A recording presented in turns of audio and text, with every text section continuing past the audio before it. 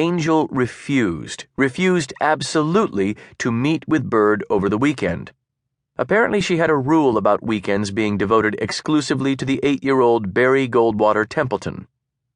It was Monday morning now, and Bird and Angel were in a car on the way to a TV studio. Her bodyguard Mike was at the wheel. A briefing book was open on Angel's lap. She was scanning the pages at an urgent tempo. Bird scribbled on a piece of paper and handed it to her. Confidential. Rambo okay? Angel scribbled, "Of course." Bird spoke just above a whisper. "According to the latest reports, he's still in the hospital in Rome. They're saying he's okay, that it was some stomach bug. Bad clam, Roman tap water, whatever. They're doing tests." "Uh-huh," Angel said, not looking up from her briefing book. Bird said, "Hello? Hello, is there anybody in there?" Angel gave him a frosty look. "I can multitask, you know." "I'm saying this could be a gift from the gods of spin." "It's a stomach bug," Angel said, returning to her book. "What's the gift?"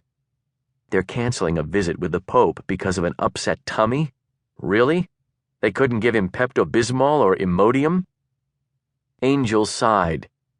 "Do you imagine for 1 second that His Holiness the Dalai Lama, spiritual leader to 20 million people, is going to risk throwing up, or worse, on His Holiness the Pope, spiritual leader to 1 billion? "I understand all that," Bird said. "But suppose a rumor got started that it wasn't a tummy bug, that they tried to poison him." "Who?" "Could you pay attention for 2 seconds, please? The Chinese." "Why would they do that?" Bird groaned. "You're supposed to be the foreign policy guru here. In 1959, after China invaded and took over Tibet, the Panchen Lama, the number 2 Lama, Vice Lama, backup Lama, whatever, returned to Tibet. Bad move. He gave a speech about what assholes the Chinese were for taking over Tibet. Very bad move. 5 days later, he's dead.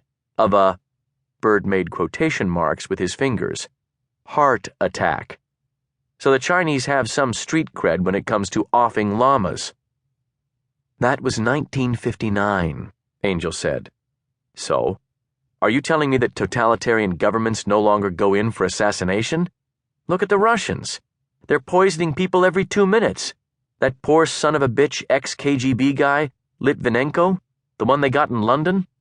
Polonium-210 in his tea? He ended up melting. Nasty." "What are you proposing? That we start a rumor that Beijing tried to kill the Dalai Lama on his way into a meeting with the Pope?" "Yes, exactly." "And what are we offering by way of evidence?" Bird grinned. "Who needs evidence when you've got the internet?" "So we post it on your Facebook page that the evil Chinese tried to poison him, and you expect that to lead the evening news?" "There are a few details to work out." Bird leaned into Angel. He could smell her perfume. "Friday, I stayed up until the roosters started, doing research. The Dalai Lama is the one thing having to do with China that Americans actually care about. Human rights? Terrible working conditions in Chinese factories? Where's my iPad? Global warming? Taiwan? Wasn't that some novel by James Clavell?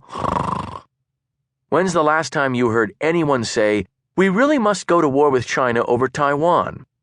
But the Dalai Lama? Americans love the guy. The whole world loves him. What's not to love? He's a 75-year-old sweetie pie with glasses, plus the sandals and the saffron robe and the hugging and the mandalas and the peace and harmony and the reincarnation and nirvana. All that. We can't get enough of him.